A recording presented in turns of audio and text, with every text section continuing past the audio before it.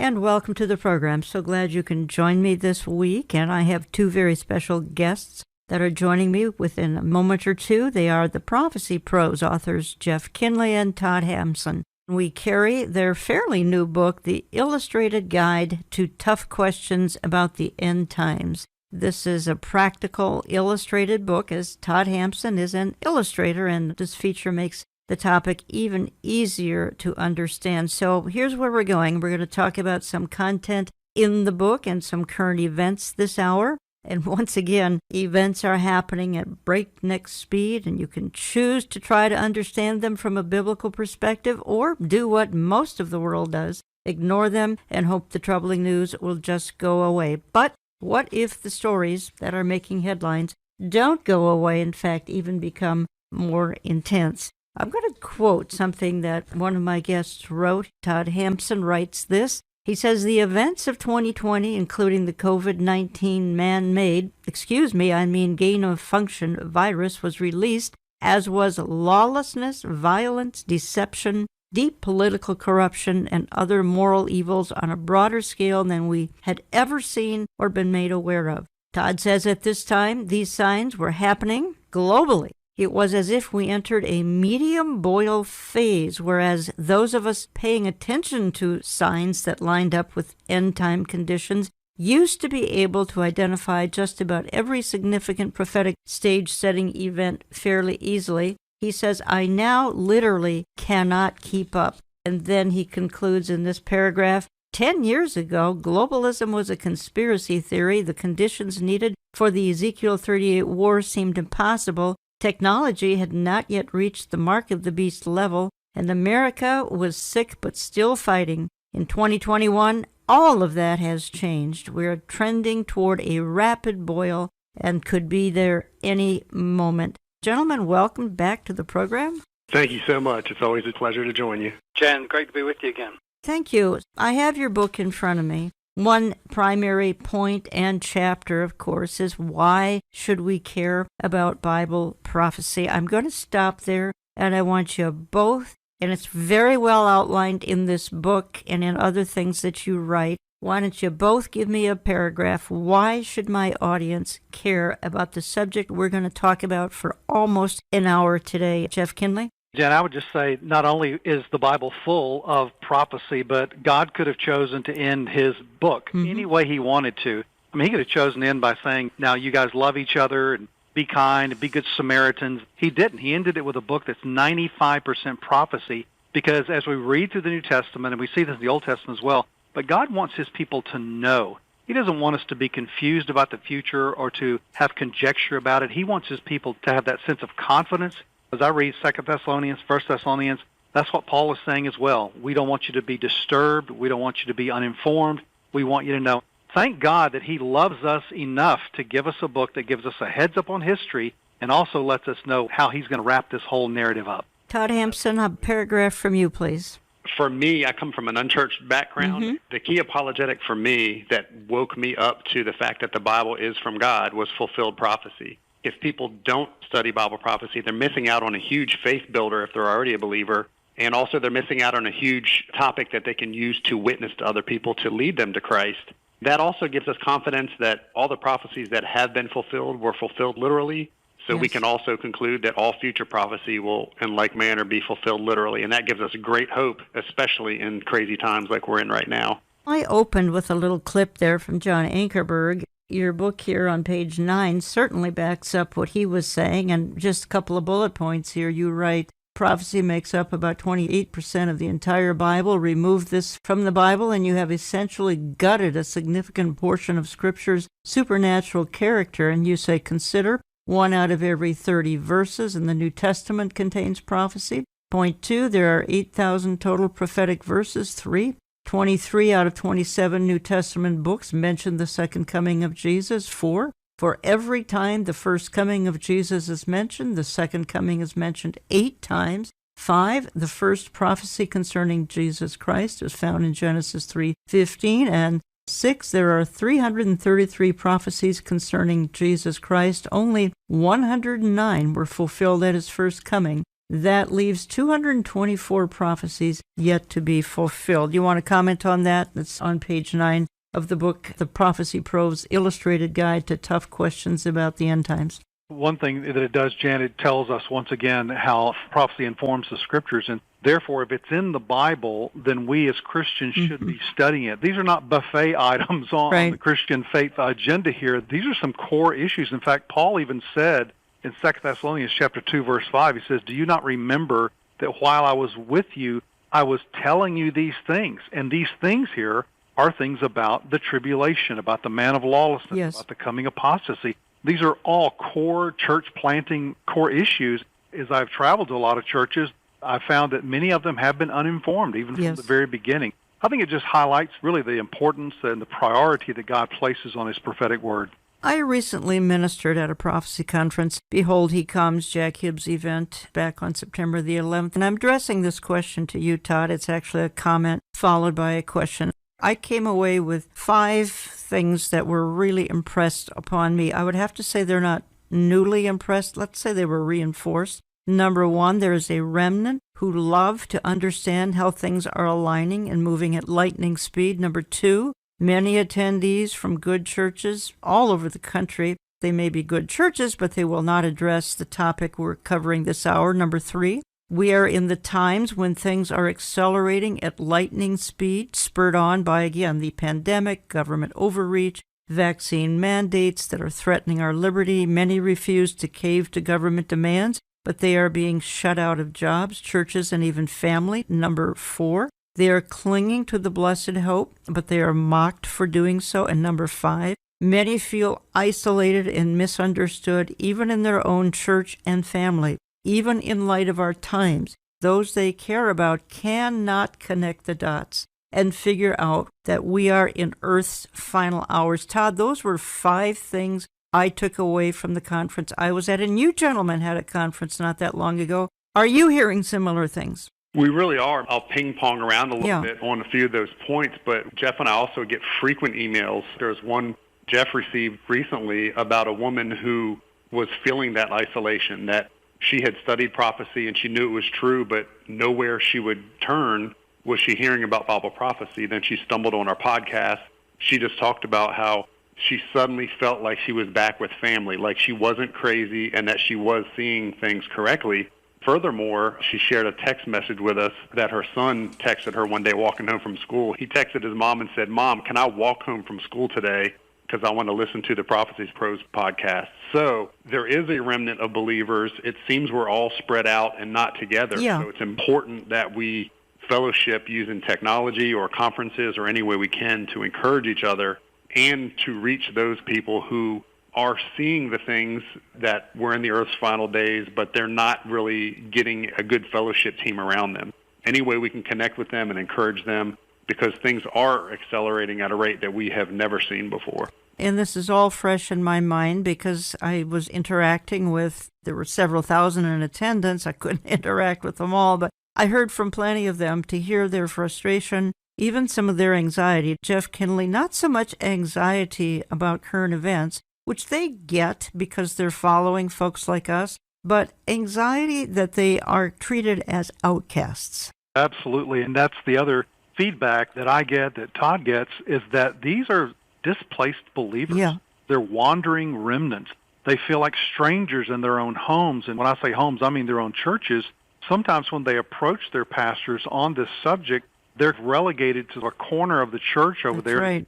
So these people then have to reach out to be able to be fed concerning Bible prophecy. Now, here's the encouraging thing, Jan, is Todd says we get a lot of correspondence from a lot of people, but again, they're disconnected from one another. They're starting, I believe, to appear at these prophecy conferences. One like you were just at. My prophecy conference schedule has exploded over the next 9 months, and we're seeing people just fill up these rosters to hear Bible prophecy. So it's almost like we're recruiting from the body of Christ at large instead of seeing these individual pockets of strong prophetic preaching in the churches. Now, I will say this, too. There are some pastors who are waking up to this and are starting to host prophecy conferences and bring in speakers like ourselves. There is hope out there, but there's an awakening happening, Jan. among the body of Christ. It's just not happening like it should happen. You're listening to Understanding the Times Radio. Jan Markell here. I have on the line Todd Hampson and Jeff Kinley, as they are co-authors of the new book, We Are Carrying, the Prophecy Pros Illustrated Guide to Tough Questions About the End Times. It's got a couple hundred pages of outstanding questions, charts, graphs, as Todd is an illustrator. Very, very easy to grasp and understand. Gentlemen, I'm just moving slightly into some current event issues, and as I do that, I'm watching evil escalate. I just want to play a soundbite. It happens to be of Dr. David Jeremiah, and the context is actually the Great White Throne. But I love the way Dr. Jeremiah concludes this 2-minute clip, because he's talking about the fact that God is going to deal with evil. If he didn't, well, he wouldn't be God if he didn't ultimately deal with evil. And I want to come back and open up a different wing of discussion here about some of the government overreach, things that are going on right now as it concerns some of the mandates and all. Just as there are no unbelievers at the judgment seat of Christ, there are no believers at the Great White Throne. All unbelievers of all time will stand before the judge of all the earth and give an account of themselves. And the Bible says, and the books will be opened, and they will be judged out of the books. And the books aren't listed in the book of Revelation, but if you read the scripture carefully, you begin to pick up on some of them. There's the book of their life, what they did with their life, their words, their conscience. But the most important book is the book of life. And the Bible says in Revelation chapter 20, and if their name is not found written in the book of life, the Lamb's book of life, they will be cast into the lake of fire and suffer forever and ever. So there is the future of ones who do not know Christ. Right. What about the future of Satan, this horrible, terrible, harassing, and accusing creature? Well, let me tell you about Satan and his buddies. At the end of the tribulation, at the Battle of Armageddon, the false prophet and the beast are cast into Hades. That's what the Bible says, right? I'm just telling you what the scripture says right there. Sure. Then 1,000 years happens. Satan's still there. He's bound, but he's not been cast into the lake of fire yet. Yeah. At the end of the millennium, the Bible says he joins his two buddies in the lake of fire. They actually are in hell for 1,000 years before he is, and they become the first inhabitants of hell. And the Bible says those who have rejected Christ and have followed Satan in his ways, who have taken the mark of the beast in order that they might escape the judgment, they will be cast into that lake of fire along with Satan and the false prophet and the beast. And that's a very uncomfortable thing for people to say. But I like to remind everybody that if God did not do that, he couldn't be God. If God could passively stand by and watch the evil that we're beginning to see even in our world today and do nothing, he would disqualify himself as the God of the earth. He must do right, and even though we know he does right with love and mercy and justice, he also does right with judgment, and at the end, his judgment will be poured out. Gentlemen, we have been watching evil escalate for 30, 40 years, and I think we're even watching it escalate more in the last couple of years. Let me just give a couple of illustrations here, and then I want your feedback on it. I think that the events of both 2020 and 2021 have shed light on the things to come in the Bible, and they're obviously not all a very pretty scene. But right now, we've got government overreach going on. They're pushing a dependence on government type of mentality, number 2, and that's going to lead to dependence eventually, someday, on the Antichrist. Right now, it's just going to be dependence on government, eventually to the Antichrist. Number 3, a perceived crisis has led to this pandemic. Number 4, we have become a fear-based society globally. Number 5, there's a longing for things to return to normal. People want to eat, drink, and be merry. Next point, Christians that long much more for eternity have grown weary of this broken planet. Some are clinging to life as we know it. They do not have an eternal perspective, and they want to live their full life now. That's usually an age-related issue. Speak to me about if you are perceiving this government overreach, etc., this escalating evil. Yeah, 100%. I don't see how anybody could not look at our times.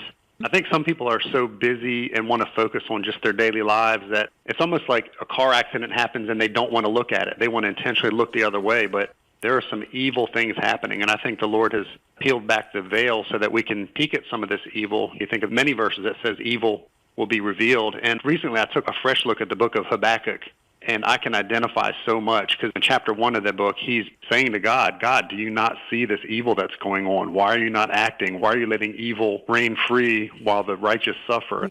And then in chapter 2 of Habakkuk, God pulls back the veil a little bit and takes Micah figuratively to a higher point where he can see the bigger picture and assures him that there is coming a day when evil will be punished. As a matter of fact, verse 3 of chapter 2, it says, for the revelation awaits an appointed time.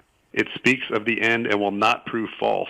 Though it linger, wait for it. It will certainly come and will not delay. And then by the time Habakkuk gets to chapter 3, he has this great song of praise where he's consigned to the fact that, okay, for the moment we have to watch this evil prevail, but I now have assurance and know that one day God will set everything straight. And like you said, and like Dr. Jeremiah said, that's God's character. God has to punish evil. Yes. We talk a lot about God's grace in modern churches, but we forget that the other side of that coin is God's wrath. If God did not have a wrath to punish evil, then he wouldn't be God, and his grace would not be valuable. He has to, by nature, at some point, either through the death of his son and our sins on him, or through people's own sins, they must pay for their sins. So God's wrath is coming, and he extends mercy and grace as long as he possibly can, and I believe that's why we see evil prevailing even in these times when we're attempting to continue to reach people for Christ.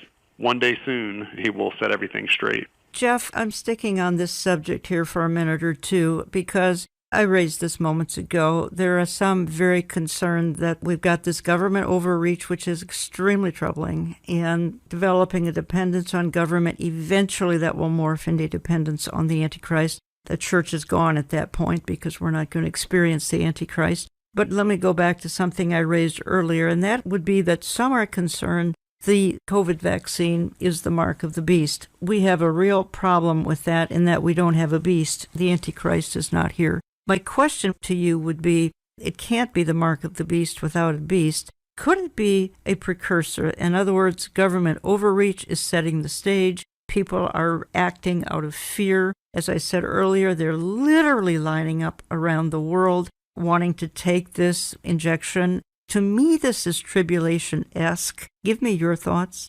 Absolutely. In fact, as you read Revelation 13, and I think that's very important, Jan, to really say what the Bible says. And when people start seeing these conspiracy theories, and people are literally have knocked on my front door asking me, is this vaccine the mark of the beast? But when you read Revelation 13, it says that the mark will be on the right hand, on the forehead. He uses the Greek word epi there, which means on top of, not huper, means under the skin. So he could have said that, which certainly would have caused us to think it could be. But as you said, the Antichrist has to be in power for the mark to be implemented. But here's what I think is going on. We forget sometimes that Satan has an end times agenda of his own. He's been trying to jumpstart Revelation for thousands of years because he wants to have control over the world and he wants to be worshipped by humanity. So he's tried to get this ball rolling many, many times. But what's happening now, I think, is we're in a process where the whole world, for the very first time in a serious way, in really all of human history, is being groomed for the last days. Things are happening right now, Jan, that have never been able to happen. When has the whole planet been talking about one single thing? When have all the nations come together and said, yes, we're on the same agenda? Now, they're not one nation together yet. They're not a coalition of nations like they'll be during the time of Antichrist, but they certainly are acting out. It's almost like they're going through a trial run of what this will be like. I believe that the spirit of Antichrist, spirit of the mark of the beast, is certainly embedded in the way that they're forcing it on people. It's disrupted our lives. It's divided people. It's been deceptive in the way it's been rolled out. It's been destructive in the way that it's killed some people. But beyond all of that conversation about the vaccine, the bottom line is it's a worldwide thing that every person is being told you cannot buy, you cannot sell, you cannot travel unless you do what this government tells you to do.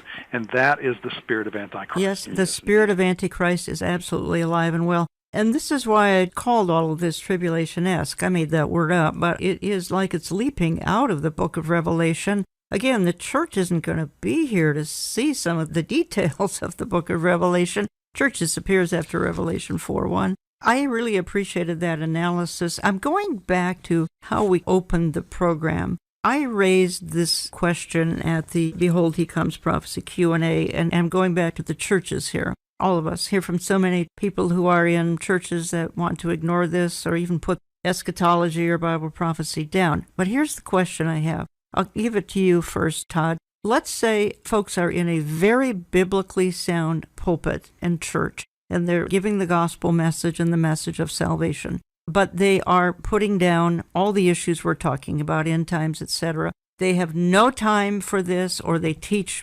amillennialism or preterism or kingdom now. The rest of the pulpit is sound, but this topic is way off the wall. Do you think folks should stay or leave such a church? Remember, the pulpit is sound except for this issue we're talking about. That is a tough question, and I have definitely fielded that question several times.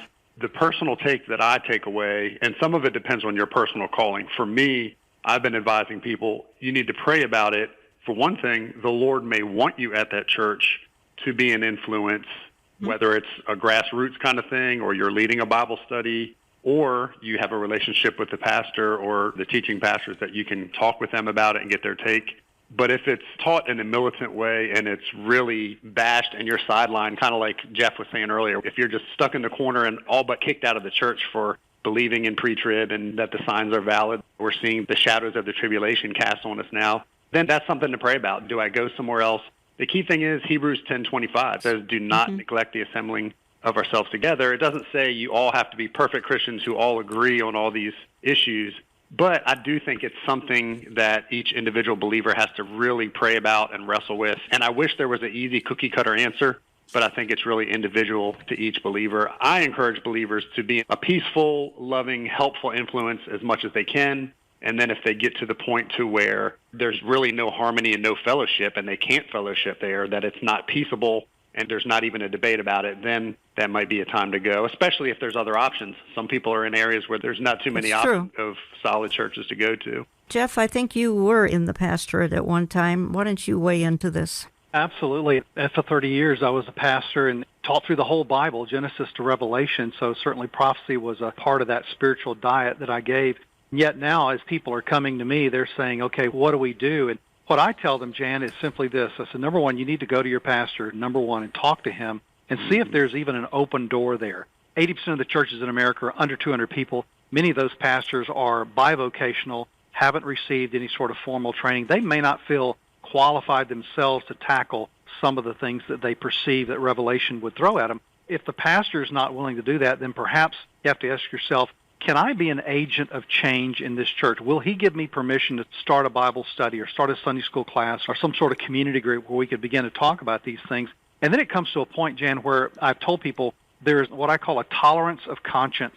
And you get to a point in your conscience where in your spirit you're so disturbed you just simply can't go on under a certain administration in a church. And so you have to seek elsewhere. Now, I think that's a last resort, and if your church is preaching the Word of God, you certainly don't want to leave for an unbiblical reason. But at the same time, there comes a point where we are trying to wake up the bride. Yes. This is not just a side issue or just something on the buffet, as I said earlier, but this is something that we're facing right now. We're going through it right now.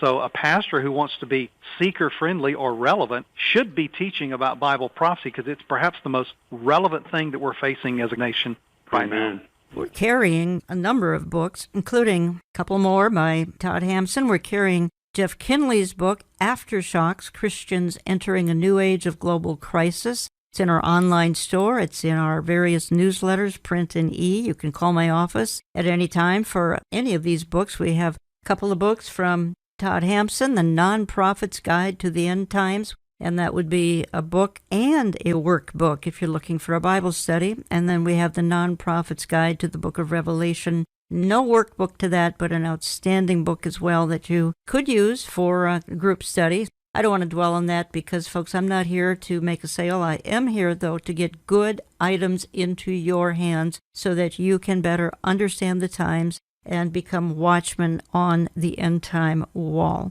We still have another 30 minutes to deal with the topic of just what in the world is going on. We've got current events breaking on a used to be weekly level. Pretty soon it became a daily level. Now it's every few minutes. that are significant, that can be even leaping out of the Bible, because the Bible, well, the tribulation events are casting such a shadow here on this church age. So we're going to talk about some more of those issues. I'm coming back in just a couple of minutes. Please don't go away. This ministry, as well as Calvary Chapel, Chino Hills, California, and Pastor Jack Hibbs, presented a powerful prophecy conference back on Saturday, September 11. Speakers included Pastor Jack Hibbs, Amir Sarfati, Jan Markell, Pastor Barry Stagner, and Michelle Bachman. We are now offering DVDs of this insightful day. Included as bonus features are a prophecy roundtable discussion, interviews of speakers, and more. They are now shipping. You can find these DVD products in our online store at olivetreeviews.org. That's olivetreeviews.org. The cost is just $20 plus $6 shipping in the U.S. Some states require tax. Or call us Central Time at 763-559-4444. That's 763-559-4444. Or just get on our print and e-newsletter lists. Sign up at our website. Let's spread the good news that He is coming soon, and let's occupy until He comes. The Bible is about 30% prophecy. I'm sure you all know that. You just have to count the pages. Now that's unique. Absolutely unique. You will not find prophecy in the Quran. You will not find prophecy in the Hindu Vedas, in the Bhagavad Gita, the Ramayana, the Mahabharata, the writings of Mary Baker Eddy, the Book of Mormon, the sayings of Buddha or Confucius. You're only going to find it here. And I'm not talking about cheap Gene Dixon psychic predictions or Nostradamus in French verse. We're talking about world-shaking and world-shaping events that have been witnessed by the whole world, that have been written down centuries and even thousands of years before they happened, okay?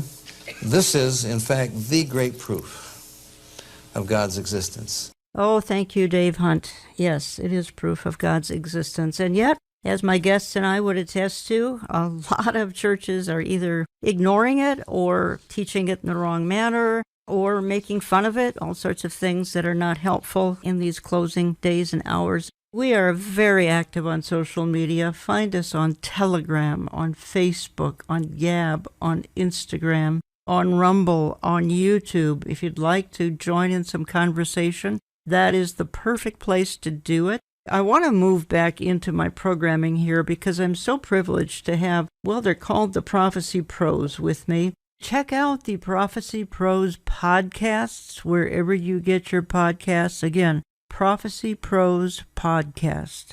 And they've come out with a book that we are carrying, the Prophecy Pros Illustrated Guide to Tough Questions About the End Times. And it's a quick little couple hundred pages, very easy to read. Todd Hampson has inserted a bunch of charts and graphs, which is his specialty. If you're just trying to figure this out or a longtime student of the topic, I think you'll find the book very, very helpful. Find it in my online store, olivetreeviews.org. Call my office, get on our newsletter lists, etc. Gentlemen, we spoke a little bit during the break, and I want to set the stage here for a short discussion. And I'll do it as quickly as possible because I really want to give you the platform here. But I wrote a magazine that we put out 4 times a year. This would have been my summer edition, and I just titled it, Why Many Churches Today Can Never Understand the Times. And it's because, number one, they're embracing amillennialism, and that would teach that the millennium began at the cross, and we're in the millennium now, which, of course, is not possible because the millennium is going to be near perfect, and the world's a mess. Or they could be teaching dominionism or kingdom now, or post-millennialism or latter reign. Things just keep getting better and better, when in fact mankind does not have the ability to improve a decaying, sinful planet. Or number 3, they could be teaching preterism. All prophecy already happened. Who knew? We missed it. Happened in 70 A.D. Proponents of that, well, we know Hank Hanegraaff is. There are many other proponents. Or I think we'll stop there. Those are, I think, the most troubling. There are some more. But Todd, speak into this for a moment, because I know you would concur that there are theologies that are in sound churches, but the ones I'm naming are steering people astray as it comes to better understanding the last days. They really are. There's many warnings in Scripture, whether it's Jude or Matthew 24, 2 Peter 2, and 1 John chapter 4, that warn about false doctrines in the last days. I think one of the biggest needs in the church right now is just discernment. There's such a high level of biblical illiteracy that people don't really have enough of a framework to evaluate what they hear. So they hear somebody who maybe is a good speaker, who speaks authoritatively, and they just kind of take their words. But in terms of end times prophecy, yeah, I think things like amillennialism, Dominion Now theology that essentially says we're supposed to Christianize the world by taking over different areas of government and industry. I would just encourage believers to find the verses that back that up. If you can't find specific Bible verses as a total framework that backs that up, then that should be your first indicator that that's a false doctrine. Furthermore, the more you study Bible prophecy, it forces you into the Word so that you can see what the Bible does say about the last days. And this is one of those issues where someone's salvation is not dependent on their beliefs, but it can really throw them off in terms of a way that will massively negatively impact their lives and their decisions and their outlook. We believe that prophecy was fulfilled literally, so future prophecy should be interpreted literally, and that gives us a very clear framework of what God says the last days are going to look like. And amillennialism, unfortunately, does not fit into that, nor does anything that does away with God's purpose for the Jewish people. Right. You have three covenants, essentially. You've got the Abrahamic covenant, the Mosaic covenant, and then the Davidic covenant. The Mosaic covenant was conditional in terms of, hey, if you do these things, you're going to be blessed. If you don't, you're going to be in trouble, and those things happen. But the Abrahamic covenant and the Davidic covenant are abundantly clear that they are permanent, unconditional promises to the Jewish people that God has to fulfill. And the only way that that can happen is if there is a literal future, as it says in Revelation, 1,000-year millennial kingdom where all of the promises to the Jewish people come true. You can reach Todd Hampson at toddhampson.com and Jeff Kinley at jeffkinley.com. Jeff, you speak into this, please. I mean, to the amillennialist, nothing is taken literally. Jesus is never going to rule from Jerusalem. There's no special role for modern-day Israel, as Todd just suggested. Her rebirth is of no significance. The church is the new Israel, which is replacement theology. And yet, here's my point. Amillennialism is the basis of most denominations, which makes your job and mine really tough. Absolutely. And it comes down, Jen, I think, to this particular question is how do you interpret the Bible? How do you approach the Bible? Because the way that God has written the Scripture, He wrote it in plain language so that the average person could understand it. And it's just like a pilot taking off for a destination. If you're off 1 degree and you begin this thing, you're going to miss the whole runway, the whole city, perhaps whole state by the time you get to your destination. But if you take a literal approach to Scripture and you find out, wait a minute, literally all of the Scriptures previous to Jesus' birth were fulfilled exactly as prophesied. The Scriptures fulfilled concerning Israel's rebirth. I mean, the existence of Israel herself is the game changer. She's the Rosetta Stone that really helps us understand all of Bible prophecy. It's like God is flashing this neon sign. The check engine light is coming on. He's saying, hey, pay attention to what I've done, my prophecy fulfilled through Israel. That, to me, tells me that you cannot bring yourself to a conclusion saying, well, the millennial kingdom is just a symbolic thing, even though he repeats the number 1,000 some like 5 times in Revelation 20, that is somehow a symbolic number. I think God meant what He said, and He says what He means. So when you just take the Bible simply and literally like that, I think you come to the conclusion of a premillennial view, and I think also a pre-trib view. Yes, indeed. Talking to Jeff Kinley and Todd Hampson, authors of a new book we're carrying. There are 2 occasions Jesus Christ returns. I want to visit that for just a moment, and I want to play a short clip by Dr. Mark Hitchcock. Here he's talking about the Battle of Armageddon, and of course that concludes with the second coming, and he's going to make a very, very interesting conclusion to this little 1 minute and 30-second clip, and I want to talk about it when we come back. Let's get now to the Battle of Armageddon itself. Jesus Christ, along with the family of God, His redeemed, return to this earth, and there is conflict. Right. So who's fighting whom? Well, it tells us there in Revelation chapter 16 that all the nations are going to be gathered to Armageddon. In fact, there's a fascinating passage there in chapter 16 that says that the Euphrates River will be dried up to make way for the kings of the east. Now, we don't know who that is. Some people have surmised, well, that's China because it's in an army of 200 million. But all we know, they're invaders from the east. The way is open for them to be able to come into the land. So all the nations of the earth are going to be gathered there together in that place. But it says whenever that Jesus returns that they're going to see him, they're going to turn to fight against him. It's interesting, the rapture is going to be an event that happens in a moment, in the twinkling of an eye. The second coming of Christ, it says every eye will see him. And my friend Dr. John Walvoord used to teach the second coming might last for 24 hours. Think about it, as the earth rotates, everybody will see him. Now, he could reflect it all the way around the earth, and everyone could see it in a moment, but it may be an event that takes 24 hours as people begin to see Jesus coming and he comes to the earth. And these armies are going to turn to fight against him. And of course, you talk about being futile, but it's going to be man's last attempt to rid themselves of God. And Jesus is going to return and destroy the armies gathered there. And reign victorious over that. And so there's a period of time when all the world will see.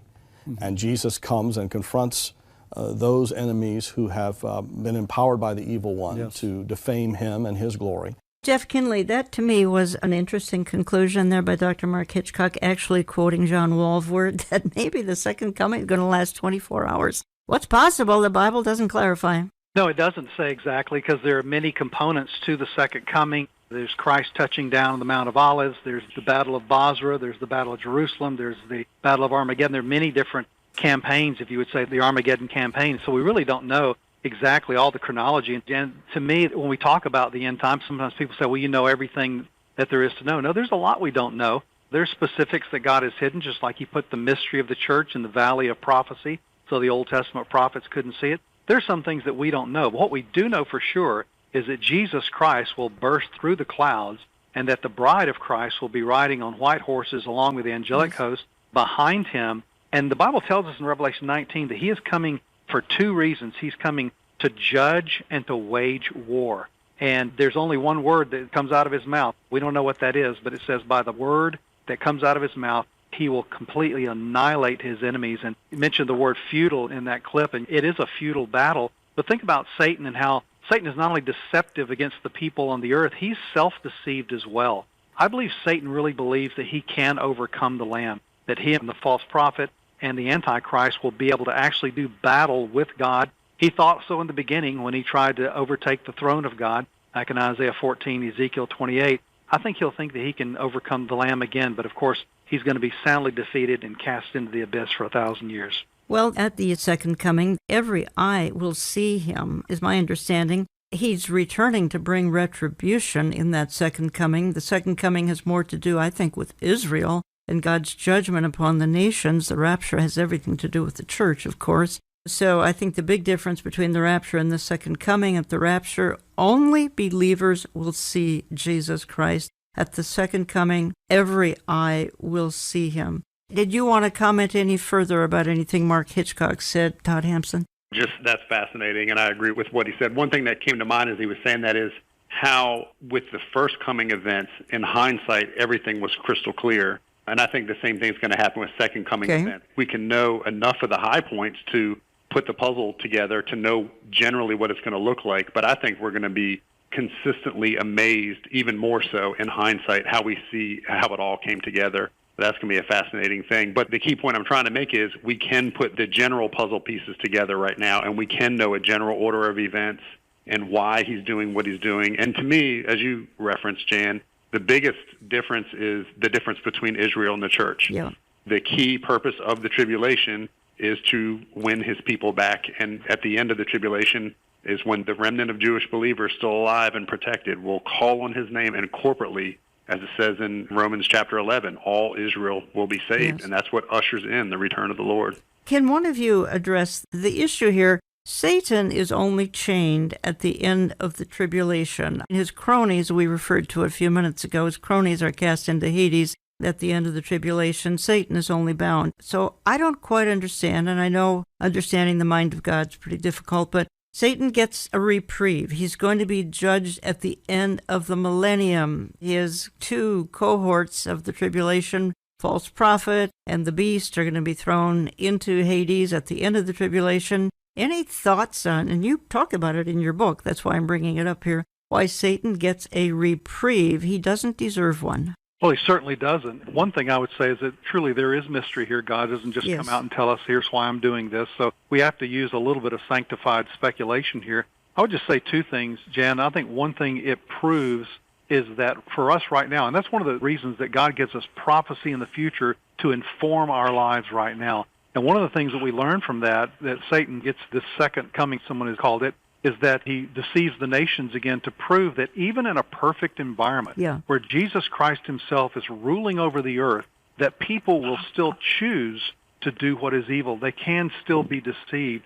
To me, that really does sort of blow out the whole post-millennial viewpoint, is that somehow we can usher in a perfect kingdom for Christ to come back to. The second reason I would say is that it speaks to the total depravity of the sin nature and the fact that even in that perfect environment, we ourselves cannot be changed. We can't change ourselves. God has to do a supernatural change of us from within. And, of course, there'll be believers coming in from the tribulation period, and they'll be having children and that type of thing to populate some of this rebellion at the end. But aside from the mystery itself, I think it does prove the fact that not only can the sin nature not be changed, but a perfect environment can't change humanity. And then just finally, it's just the fact that Satan cannot change. He is a damned individual, if you will. He's corrupted to the core. There is no good within him. So there's nothing about him being in a pit for 1,000 years that changes his basic nature. You say in your book that the studying prophecy never breeds fear, only faith. And yet I think the number one excuse for avoiding the topic is that it's called frightening. It's even called terrifying. That could be said for those, quite frankly, who are going to be left behind. Terrifying indeed. Terrifying post-rapture world. But you feel that eschatology never breeds fear. It only breeds faith. And yet, if somebody were to just sit and read through the book of Revelation and they don't have a pre-tribulation rapture perspective, it could be fearful. You have to admit that. Yes, absolutely. And I think that's key. And just to make it clear, we don't believe in a pre-trib rapture just because we want to get away from the scary stuff. Of course not. We believe it because we believe when you study all of the framework and all the puzzle pieces of Scripture, that's exactly what it points to for specific scriptural reasons and also just logical reasons. But I do think the enemy has done an incredible job of confusing the issue, getting people's eyes off of the book of Revelation because of all the different views and because there are people that teach it's so confusing nobody can really know it. And if the average lay Christian hears a Christian leader saying that, then of course they're not going to think that they're smart enough or spiritual enough to figure it out, which is so far from the truth. So I think it is key to know the book of Revelation. In chapter 1, it says those who read this book will be blessed by reading it. It's the only book in the Scripture that includes such a blessing, but the enemy has done a great job of getting people's eyes off of it. And I think there are some scary things in there. But I think it used to be almost standard, at least in my early years of being a believer. I only heard about the pre-trib view, and it was encouraging. It was always uplifting. And then it was scary when I heard of other views and that we may have to face the Antichrist and resist the mark of the beast and all this kind of thing. But I think the pre-trib rapture is what gives it great hope. And the fact that it forces us to look at God's sovereignty and the fact that he never flinches. He's in control. He's not pacing back and forth in heaven wondering what to do. And that our future gets better and better and better. We get raptured. We go to the Bema seat where we receive rewards. Then we get to go to the millennial kingdom, and then we go finally into the eternal state. So literally it just gets better and better and better. So the more biblically heavenly minded we are, the more earthly good we're going to be, and the more joyous and happy and courageous we're going to be as well. For the unbeliever, things don't get better and better. I'm going to play one more clip here. It happens to be, again, Dr. David Jeremiah. And he will explain why, for the unbeliever, things aren't going to go quite so well. There are 25 different titles for Antichrist in Revelation. 25? 25. He's called the man of sin, the lawless one. You can just go right through, and all of these titles are meant to give us a little glimpse into his character, his personality. He is the most wicked, most awful person. I mean, take Hitler and Stalin and Mao Zedong and all those people, wrap them all up to one and then multiply them, and you won't even come close to the awful character of this man. And he's going to gain control of this world, and everyone will be under his domination, because if they aren't, they won't be able to function. So, David, our audience curiosity, my curiosity is, where does this man come from? What can you tell us about him based on biblical revelation? All right. I believe he comes out of the European coalition. The Bible says that early in his career, he takes power over 3 nations, and then with those 3 nations, he gets power over the European coalition, and then ultimately he comes to power over all the world. And when we talk about the false prophet in a few moments, you'll learn that his strategy for gaining control of the world is to provide a license for everybody to basically be alive. We call it the mark of the beast, but basically this license was set up to control the economy of the world, and the way you qualified to be able to eat and sell and buy and all of that was to worship the beast, who is the Antichrist, the beast from the sea. And so that's where we get the mark of the beast, and he gains control over all the world. Here's the key thing that he does. He makes a covenant with Israel at the beginning of his career, and he promises to protect them from all of their Arabic enemies. And so Israel goes back home, and they kind of disarm. They use all of their inventiveness and try to rebuild their economy. Yeah. And the Bible says while they're at peace, he comes in and he breaks the covenant that he had made with them. So the peace treaty is negated. At the end of 3.5 years, he comes in and he violates their temple. He comes in and he destroys. See, when he makes the covenant, he says, you can continue your worship. At the end of the 3.5 years, he says, that's it, no more. I'm going to be worshiped now. You don't worship anymore. And in what the Bible calls the abomination of desolation, the Antichrist actually goes into the Jewish temple. I mean, this is hard to comprehend. He goes into the Holy of Holies. He removes all the furniture, and he sets up a statue in the Holy of Holies, which is an idol unto himself. Jeff Kinley, you referenced a few minutes ago the spirit of Antichrist being so alive and well, which it obviously is. Lawlessness is one of the big things we're watching. We're even watching utter, complete lawlessness coming out of Washington, D.C., which I think some people don't think about. I think they think lawlessness is burning down buildings. It can be political lawlessness as well, diplomatic lawlessness as well. I'm sure you would agree. Absolutely. And you mentioned the fact that non-Christians really don't have this hope that we have as believers who believe especially in a pre-trib rapture. Mm-hmm. And I would say to any person who doesn't know Christ who's listening to this program right now is that your best life is about to be a thing of the past when Antichrist gets on the scene, that this whole COVID chaos and catastrophe that we've been through, that we're continuing to go through, is a day at Disney World compared to what the tribulation is going to be like. God is about to unleash his wrathful fury upon you and upon planet Earth. And Antichrist he's called the beast for a reason. Mm. That word therion means a wild, ravenous beast. And if fear had a name for the future population of planet Earth, his name would be Antichrist. And so I think it's very important for people to heed the warnings that God is giving to non-believers right now concerning the fact that their future is not going to be bright. It's going to be filled with chaos and tribulation and pain and suffering, but there is a way out. And salvation and safety are found in the name of Jesus Christ and his cross. He is the antidote, Jan, to fear that we mentioned earlier. Mm-hmm. He's the one that takes all that fear away. And when you know him, you're safe in his arms. You're safe inside the ark. Not a drop of water of God's wrath can touch you. Communicate with my guests at toddhampson.com or jeffkinley.com. Todd, you want to weigh in on all that, please? That's an important point that was brought up in that clip. And one thing that comes to mind for me is you were talking about how people say the book of Revelation is scary, and definitely when the Antichrist steps on the scene and the global government takes over and all that, it's going to be scary. But again, you can't avoid looking at the tough spots just because they're tough spots. When you go to a doctor, if you have cancer, you want the doctor to tell you have cancer. Or the analogy I use in one of my books is that when people see a fence around an electrical box and it says, danger, keep out, they don't say, oh, that's just a scare tactic, or that's making me scared, so I don't want to obey that or look at that. Everything that we read in Scripture about how horrific it's going to be during those 7 years is God's danger, keep out sign.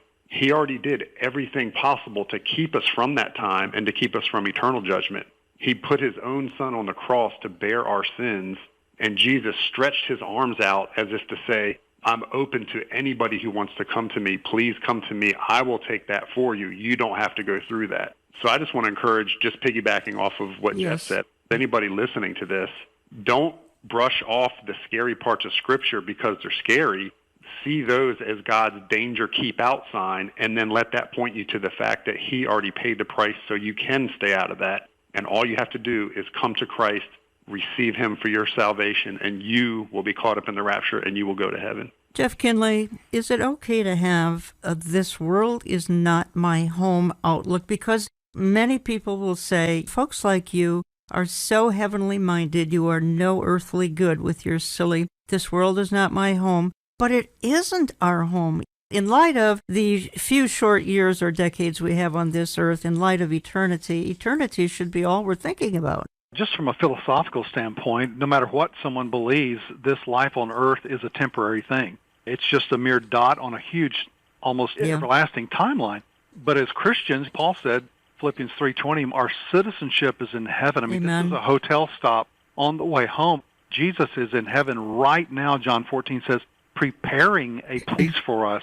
And the most exciting thing we can do is to long for his return so that he might take us there. Now, in the meantime, we're to be busy about the Lord's work. We're not lazy Christians because we know he could return at any time. So as Martin Luther said, if I knew Christ was returning tomorrow, I would still plant a tree today. In other words, I would still be about my daily business, expect to live here, but at the same time be ready. And so, yes, we're to be busy, be working. The body of Christ ought to be the most active group of people on planet Earth right now, sharing the gospel, encouraging other believers, because as the scripture says, he could come at any time. Gentlemen, thank you so much for joining me for this program. Folks, what I want to do is I'm going out of the programming. I'm going to read what I read in my closing of my message back on September 11th, Calvary Chapel, Chino Hills, California. Behold, he comes. I closed with this short saying, and there's so many requests for it, and you can request. We will send it to you in a Word document. Sandy wrote it, sent it to me some 5 years ago. I'd like to close our programming with it, and it's called "I'm Taking a Trip." She writes, "I'm taking a trip to a foreign country, a country I have never seen before. This will be much different than previous trips. I won't need to pack any clothing, no glasses, no medications. My passport has been purchased and authorized with a great price. The tour guides on this secure flight will be courteous and swift, and I will pass through security like a breeze. I guess this is a round-trip flight, and there will be a layover celebration before I will be returning with an enormous tour group made up of many horse-riding folks. There's still room on this flight, and I hope you will be coming, but you had better hurry, as standby is filling up, as red-eye is filling up too. Time is running out. Indeed, time is running out. Be ready to depart in an instant, and keep watch on the overhead screens, because you do not know what time or what gate we will depart from. A new name will be given to me in this country, so my name tag will change, but you will still be able to recognize me by my beaming smile. 1 Thessalonians 4:17, then we which are alive and remain shall be caught up together with them in the clouds to meet the Lord in the air, and so shall we ever be with the Lord. I want to thank you for listening, folks. We'll talk to you again next week.